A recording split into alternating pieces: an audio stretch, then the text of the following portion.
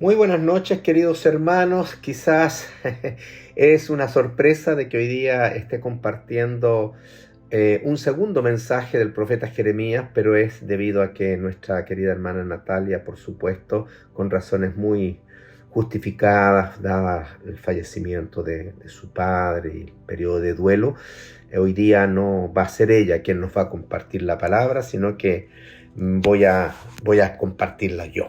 ¿Les parece? Siempre un privilegio, siempre un gozo. Así que voy a pedir desde ya que abran sus Biblias en el libro del profeta Jeremías y vamos a leer del versículo 4 al 8, capítulo 1. Jeremías, capítulo 1, versículo 4 al 8. Dice así la palabra del Señor. Vino pues palabra de Jehová a mí diciendo: antes que te formase en el vientre te conocí, y antes que nacieses te santifiqué, te di por profeta a las naciones. Y yo dije: Señor Jehová, he aquí no sé hablar porque soy niño. Y me dijo Jehová: no digas, soy un niño, porque a todo lo que te envíe irás tú, y dirás todo lo que te mande. No temas delante de ellos, porque contigo estoy para librarte, dice Jehová. Padre, gracias por tu palabra. Gracias, Señor, por este maravilloso libro del profeta Jeremías, que a pesar que fue escrito hace ya miles de años, hoy día es vigente, Señor, como en aquel momento. Gracias porque tú a través de tu palabra hoy nos hablas, hoy nos desafías, hoy nos presentas lo que es tu verdad para cada una de nuestras vidas. Y yo te ruego, Señor, que tu Espíritu Santo sea sensibilizando cada uno de nuestros corazones y que tu palabra realmente sea dulce como la miel, Señor, y sea realmente como una espada que discierne, para que delante de ti, Señor, respondamos conforme a tu santa y buena voluntad. Te lo ruego en el nombre de Cristo Jesús. Amén. Amén.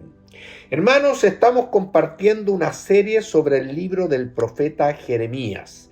Hace unos lunes atrás comenzamos con una introducción que abarcaba en el capítulo 1, versículos 1 al 3. ¿Recuerda? Bien, hoy día iniciaremos el tema del llamamiento de Jeremías, que se encuentra en el resto del capítulo 1, es decir, del versículo 4 al 19.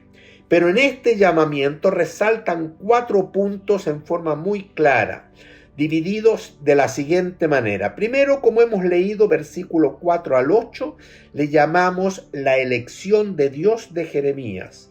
Del versículo 9 al 10, vamos a ver la misión encomendada por Dios a Jeremías.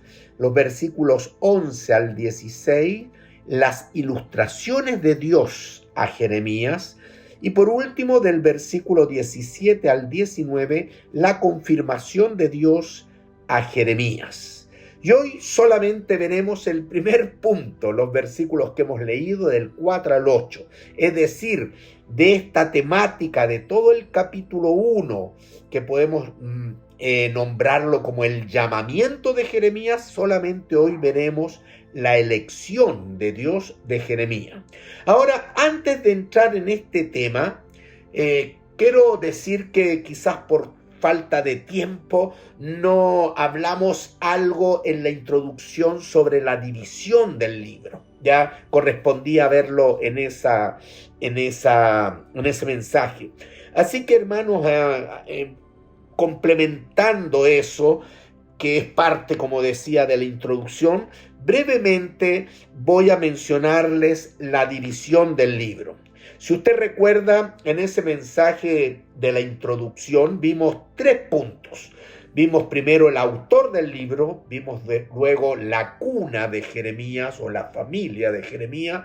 Tercero, vimos el periodo histórico y ahí nos centramos, ¿ya? Y ahí nos faltó tiempo para el 4 punto de la introducción, que es la división del libro.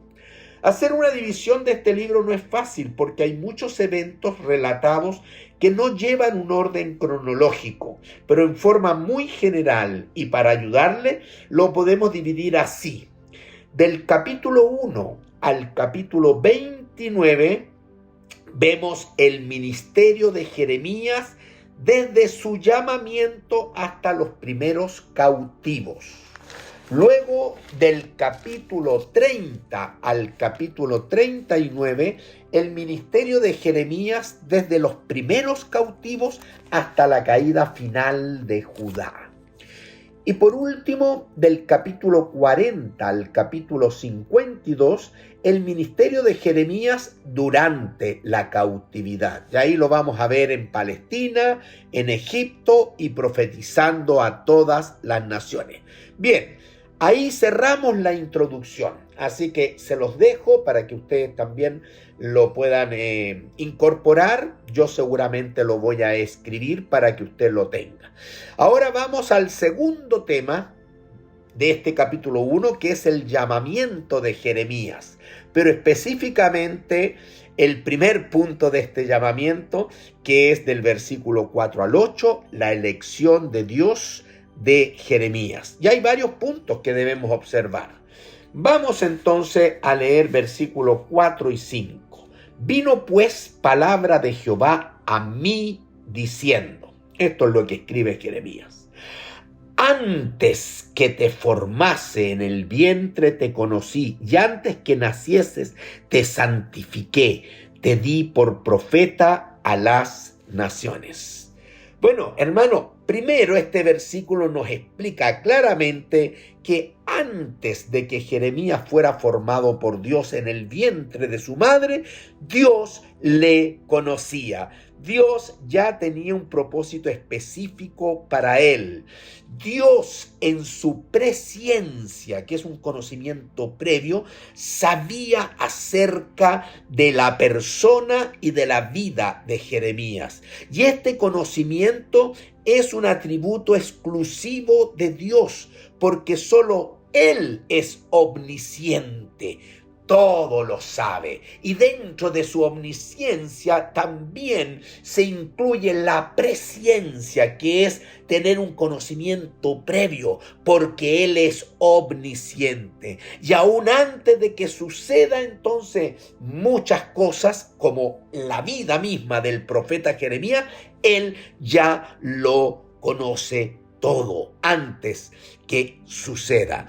Y como es atributo de Dios, por la mente infinita de Dios, no nos corresponde a nosotros con nuestras mentes finitas buscar objetar o enjuiciar este conocimiento previo de Dios, sino que nos corresponde obedecer lo que Dios nos revela. Hay cosas que son de Dios, pero hay cosas que Él, en su gracia, en su amor, las revela para el conocimiento nuestro, que somos criaturas creadas con una mente finita, muy distinto de la mente infinita de nuestro Dios. Por eso es que el libro de Deuteronomio, en el capítulo 29, y el versículo 29, bien fácil, Deuteronomio 29, ya Dios nos dice lo siguiente: las cosas secretas pertenecen a Jehová, nuestro Dios, mas las reveladas son para nosotros y para nuestros hijos para siempre, para que cumplamos todas las palabras de esta ley. Claramente el versículo deja establecido de que hay cosas que pertenecen solo al Señor, como el tema que estamos tocando, la omnisciencia, la presciencia de Dios. Ya, eso le corresponde a Él. Pero las cosas reveladas, esas son para nosotros y para obedecer a este gran Dios. Dice el versículo 5, antes que te formase en el vientre, te conocí. Ya, antes que te formase, esa palabra. Así que, ¿por qué subraye formase? Porque Dios se presentó a Jeremías como el Dios creador, como el Dios, ya dijimos, omnisciente, como el Dios que elige y santifica. Y hermanos, el mismo Dios de Jeremías es mi Dios, es su Dios. Él te creó, pero Él en su amor te ha elegido. Y Pablo y el apóstol Pedro lo sabían muy bien. Por eso que Pablo, por ejemplo, al inicio de la carta a los Efesios, ya después de su salutación, por así decir, a los Efesios, en el versículo, por ejemplo, 3 y 4, voy a leer, dice Pablo: bendito sea el Dios y Padre de nuestro Señor Jesucristo, que nos bendijo con toda bendición espiritual en los lugares celestiales en Cristo. Escuche, versículo 4, según nos escogió en él antes de la fundación del mundo, para que fuésemos santos, santifiqué, para que fuésemos santos y sin mancha delante de él. Ese es el concepto que Pablo tiene de Dios y lo comunica en su primer saludo, ya en la epístola a los Efesios. El apóstol Pedro en su primera epístola, en primera de Pedro 1:2, lo mismo, está saludando recién Pedro ya a los creyentes y dice en el versículo 2, refiriéndose a los creyentes, elegidos, les llama elegidos según la presciencia de Dios. ¿Se da cuenta? Lo mismo que estamos viendo en Jeremías. Elegidos, tú y yo, según la presciencia de Dios Padre, en santificación del Espíritu, para obedecer y ser rociados con la sangre de Jesucristo. Gracia y paz os sean multiplicadas. Y en el libro que estamos estudiando en Jeremías, el versículo 5 dice lo mismo: antes, Jeremías, que te formase en el vientre te conocí, y antes que nacieses te santifiqué, te di por profeta a las naciones. Hermanos, qué maravilloso saber que Dios me ha amado desde la eternidad. Esa es la expresión. Es realmente motivo de gran gozo saber que Dios me ha amado desde la eternidad y que me ha escogido para ser su hijo. Pero además dice el versículo que Él, antes de que nacieses, te santificó. ¿Qué significa eso? Que Dios, al igual que a Jeremías, te apartó para Él, te separó para que de acuerdo con su propósito fuésemos exclusivamente propiedad suya. Dios separó a Jeremías con un propósito, que éste le sirviera como profeta a las naciones. Y hermanos, entiende que Dios ha tratado igual contigo. ¿Lo entiendes? Él ha tratado igual contigo. Él es tu creador, pero Él te escogió y te salvó y te apartó, te santificó para que tú, al igual que Jeremías, le sirvas proclamando su palabra. El propósito que Dios tuvo para Jeremías es el mismo propósito que tiene hoy para tu vida, que prediques la palabra a tiempo y fuera de tiempo. Segundo tema que veo aquí, yo veo que nada en la vida de Jeremías ocurrió por casualidad o porque el destino lo determinará así. No, es Dios quien hizo a Jeremías, quien desarrolló sus propósitos, todos sus propósitos, el plan que Él tiene en la vida de Jeremías. Dios lo está dibujando, igual como contigo, querido hermano. Nada es por casualidad. Todo lo relativo, por ejemplo, a su familia. ¿Se acuerda de su padre Hilcías? Ya, el tiempo de su nacimiento, todo estaba en consonancia con el propósito predeterminado por Dios de que Jeremías fuera un profeta. Y hermano, quiero decirle que nada en su vida es por casualidad. Dios te ha formado y tiene un plan para tu vida. Miren, hermanos, a mí me resulta maravilloso cuando medito en mi vida.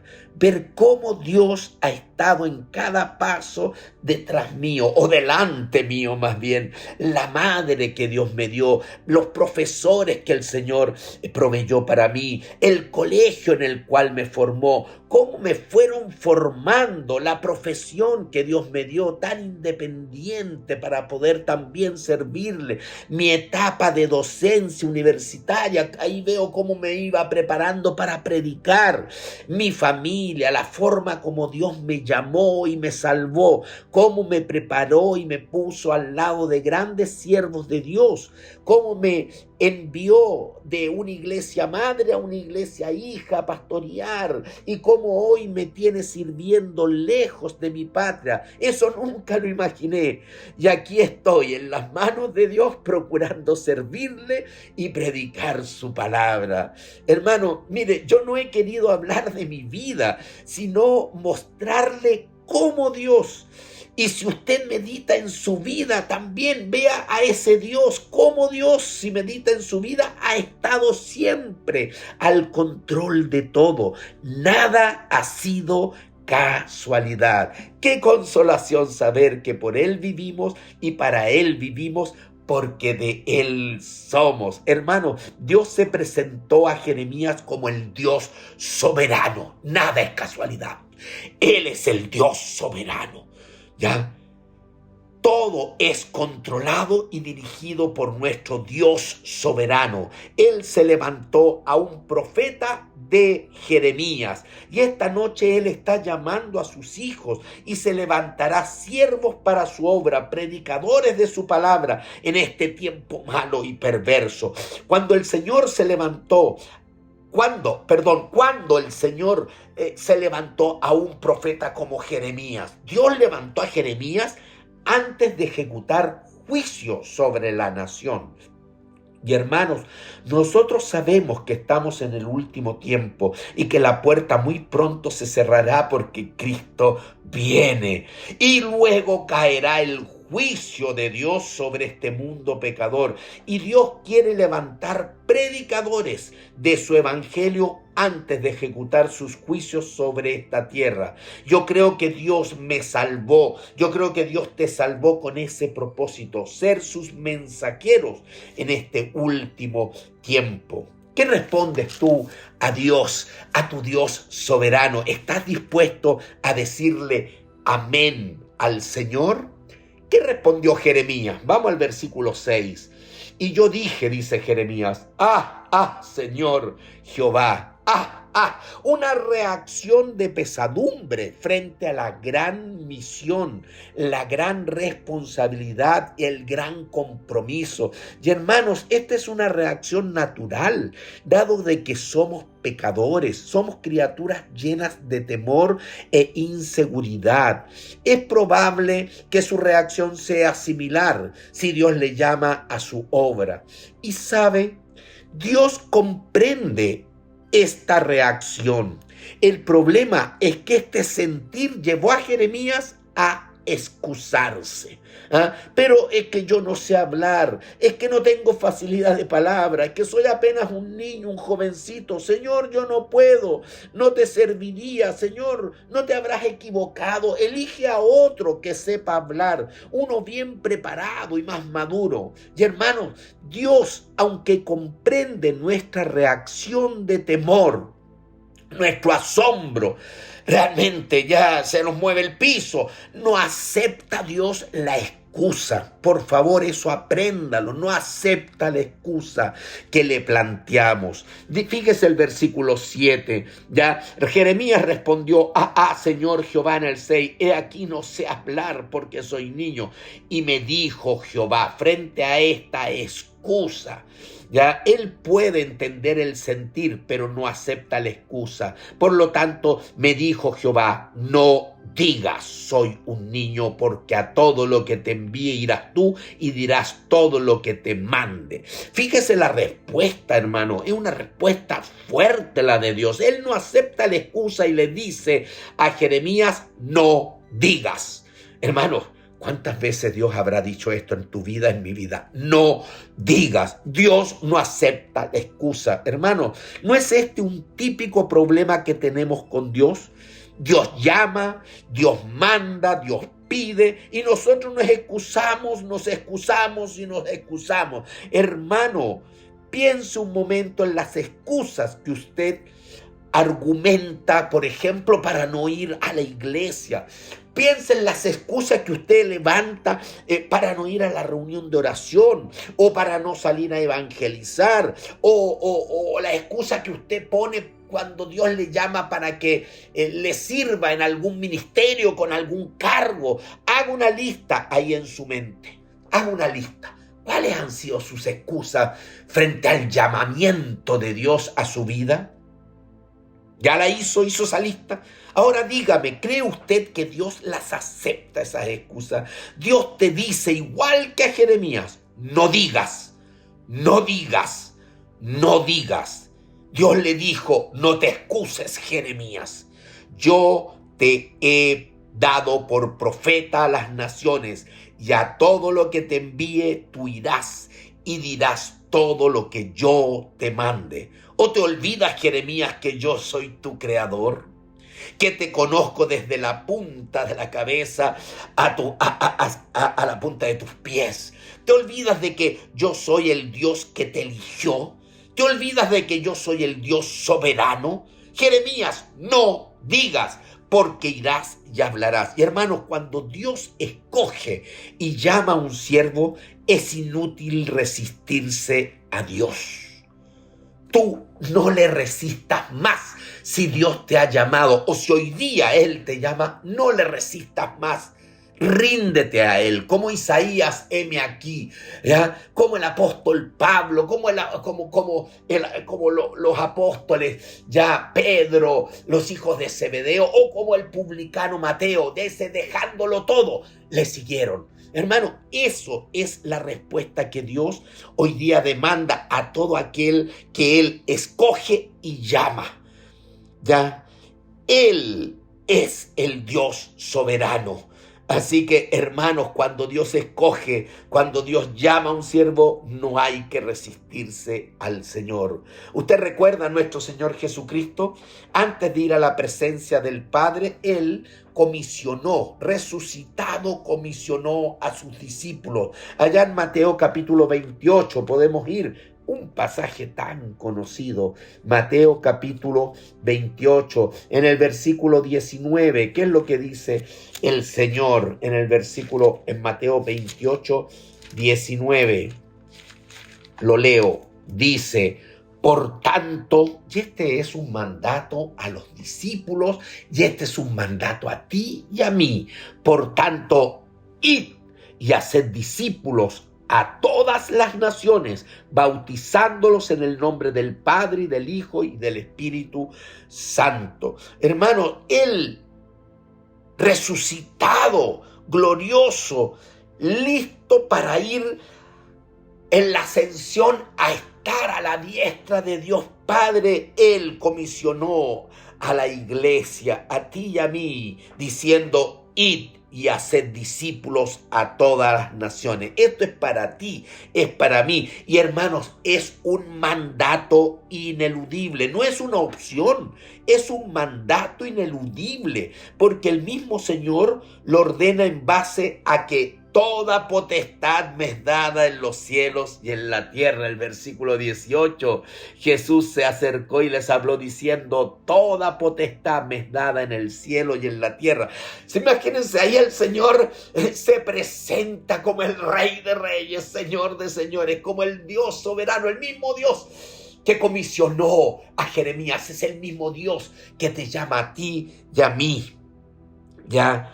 Así que, hermano, fíjense, toda potestad me es dada en los cielos y en la tierra. Por tanto, id y haced discípulos. Así que no es una orden del comandante en jefe de las Fuerzas Armadas, no es una orden ni siquiera del presidente de la República, no. Es una orden del Rey de Reyes, del Señor de Señores, del único y verdadero Dios, del Dios soberano del universo.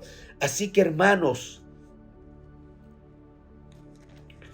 si tú o yo no hacemos obra de evangelista, estamos en desobediencia al mandato del Señor.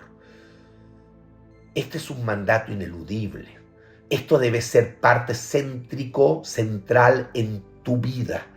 Y si no estás haciendo obra de evangelista, si no estás yendo y compartiendo la palabra y haciendo discípulos, ya enseñándole todas las cosas que el Señor ha mandado en su palabra a tanto hermano, quizás también que está con leche espiritual, pero que algún día el Señor quiere que vaya creciendo a la imagen de Jesucristo, igual que lo desea para ti y para mí. Hermanos, si no estamos haciendo obra de evangelista, estamos en desobediencia al mandato del Señor, y desobediencia, hermano, es pecado. Es el principal pecado. Así cayó Adán y Eva, por desobediencia. Así que es pecado. Pero es que yo no sé hablarle a mi vecino, podrías decir. Es que no me sé expresar bien. Es que, hermano, es que yo me pongo nervioso. Es que yo no puedo hablar como el pastor. Y Dios te dice, según Jeremías, el versículo 7, el capítulo 1, Dios te dice, no digas. Ve y comparte el evangelio. Yo creo que una de las mayores diferencias entre la iglesia dormida y tibia ya de hoy día con la iglesia cristiana primitiva que veo en Hechos de los Apóstoles es que ellos no podían dejar de decir lo que habían visto y oído. Eso está representado en forma gráfica muy claro en Hechos 4:20. Dice Hechos 4:20, porque no podemos dejar de decir lo que hemos visto y oído. Y yo creo que esta es la gran diferencia, hermano, que nosotros nos dormimos y caemos en tibieza y dejamos de obedecer el mandato del Señor, pero ellos eran 100% obedientes a esa palabra, porque no podían dejar de decir lo que habían visto y oído, no podían dejar de compartir. Ya a nosotros nos cuesta tanto compartir, pero ¿por qué nos cuesta tanto? ¿Cuál es la raíz de nuestra dificultad? Y es una sola palabra: temor. Hermanos, hay que reconocer que somos temerosos, que eso nos lleva a ser cobardes, mientras que ellos, los cristianos del primer siglo, eran valientes, tan valientes que eran capaces de ser encarcelados, de ser azotados, aún eran capaces de morir por su Señor. Pero nosotros somos cobardes y cómodos. Jeremías, en su naturaleza humana, también era cobarde, hermano. Por eso es que Dios... Vuelvo a Jeremías capítulo 1, recuerde mantener siempre el libro de Jeremías, el capítulo 1 abierto, ¿ya? Y el versículo 8, ahora avanzo, ya vimos la respuesta de Dios a Jeremías en el versículo 7, no digas soy un niño, porque a todo lo que te envíe, si es un mandato, a todo lo que yo te envíe, irás tú. Me he presentado como el Dios soberano, me he presentado como el Dios todopoderoso, me he presentado como el Dios tu creador, me presento como el Dios que te escoge para que, dice ahí clarito, ya, te escogí para santificarte. Antes que nacieses te santifiqué, eres mío. En otras palabras, igual lo dice hoy día para ti, para mí. ¿Ya? Y el versículo 8 dice, no temas delante de ellos. Dios sabe, la naturaleza humana tiene esta característica a causa del pecado, que tenemos temor. ¿Qué fue lo primero que hizo Adán y Eva? Se escondieron, tuvieron temor. ¿Se da cuenta? No temas delante de ellos, porque contigo estoy para librarte, dice Jehová. Eso es lo que Dios le dijo a Jeremías ya en el versículo 8. Hermanos, si vamos a servir al Señor, lo primero que tenemos que dejar en las manos de Dios es nuestro temor, nuestra cobardía, nuestra vergüenza. Eso en fe hay que entregarlo en las manos del Dios Todopoderoso. Por eso es que Dios dice, al igual que que a Jeremías no temas delante de ellos. ¿Cuántas veces quizás no hemos compartido con alguien por vergüenza, por temor de ellos? ¿Y qué dice nuestro Señor Jesucristo respecto a este temor? Hermano, en Marcos 8:38, Dios nos dice que debe ser vencido, porque si no, la verdad es que quedarás tú como un derrotado. Mire, Marcos 8, el versículo 38, dijo el Señor Jesús: porque el que se avergonzare de mí y de mis palabras, ¿qué es el Evangelio? La palabra de Dios. Porque el que se avergonzare de mí y de mis palabras en esta generación, ¿cómo es esta generación? Adúltera y pecadora. Hermano, y estos postreros tiempos es lo más adúltero y lo más pecador que está brotando en el mundo frente a Dios. Cómo Dios rechaza, cómo el mundo rechaza, a Dios, cómo las autoridades, los gobiernos, todos los senadores, diputados, hermanos, cómo los grandes hombres ya que tienen el poder económico de este mundo rechazan a Dios. Estamos en una generación perversa, pero aún en medio de ella dice el Señor: porque el que se avergonzare de mí y de mis palabras en esta generación mala, el Hijo del Hombre se avergonzará también de él cuando venga en la gloria de su Padre con los santos ángeles, con los santos ángeles. Hermanos, el Señor no quiere que tú ya claudiques frente al temor propio de la naturaleza caída, porque Él venció el temor, Él venció la muerte, Él venció el pecado, Él venció a Satanás. Él es el Señor victorioso, y dice el Señor que en Él, en Cristo, somos más que vencedores, y tú estás en Cristo, así que tienes que aferrarte ya y no dejar que nada, que ningún pecado, que ningún temor ya te esclavice, porque Él vino a deshacer las obras del diablo y a darte libertad. Oh hermano, yo no quiero que Él se avergüence de mí cuando venga a buscarme. Yo quiero que Él me acoja con gozo, con gozo. Por eso es que hay que servir al Señor. Por eso es que tenemos que responder al llamamiento como Jeremías respondió en una época muy difícil, igual como nuestra época hoy día. Hermano, usted, ¿qué espera cuando el Señor venga a buscarle? ¿Espera que Él se avergüence? Yo no creo. Mire, el apóstol Pablo tampoco quería que su Señor se avergonzara de él. Por eso es que el apóstol Pablo, en el libro de Romanos, tan lindo libro, en el capítulo 1, ya, y el versículo 16 dice Pablo: porque no me avergüenzo del evangelio, porque es poder de Dios para salvación a todo aquel que cree, al judío primeramente y también al griego. No hay distinción. Lo importante es creer. Pero ¿cómo van a creer? Dice en el capítulo 10, no es verdad, más adelante. ¿Cómo van a creer si no hay quien les predica? ¿Cómo van a creer si no hay quien es enviado con esta palabra, que es poder de Dios para salvación? Hermanos, tenemos la verdad. ¿Cómo vamos a sentir temor? ¿Cómo vamos a sentir vergüenza? Cristo dijo: yo soy la verdad.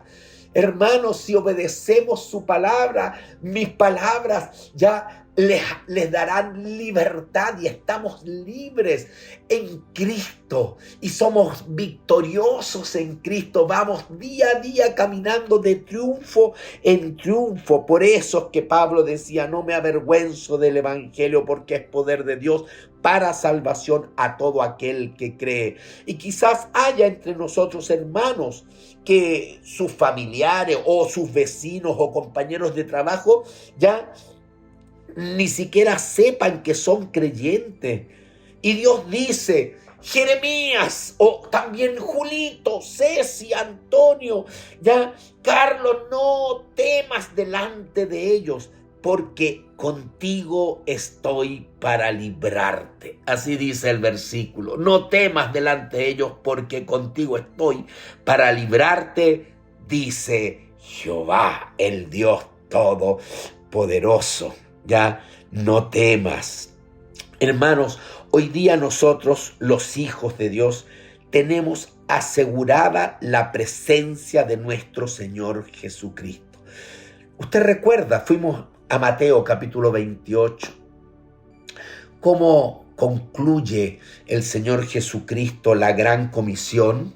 Bueno, en Mateo capítulo 28, por supuesto, pero ahora el versículo 20, después de decir, toda potestad me es dada en los cielos y en la tierra, y en base a esa autoridad suprema, Él da el mandato, no una alternativa. Él da el mandato, id y haced discípulos, ¿ya? Y luego en el 20 termina enseñándoles que guarden todas las cosas. Obediencia pide el Señor, pero tiene que partir por ti, por mí. Si no, ¿cómo vamos a discipular si nosotros no somos obedientes y vamos a pedir obediencia? Primero nosotros tenemos que obedecer al Señor, ¿ya? Enseñándoles que guarden todas las cosas que os he mandado. Y escuche la promesa del Señor: y aquí yo estoy con vosotros todos los días hasta el fin del mundo.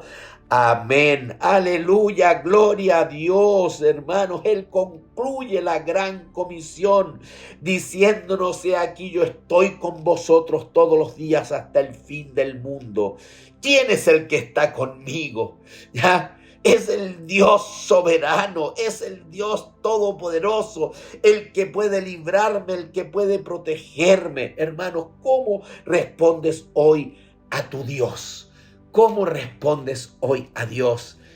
Él llamó, eligió a Jeremías, y yo creo que Él hoy día te llama y te elige a ti.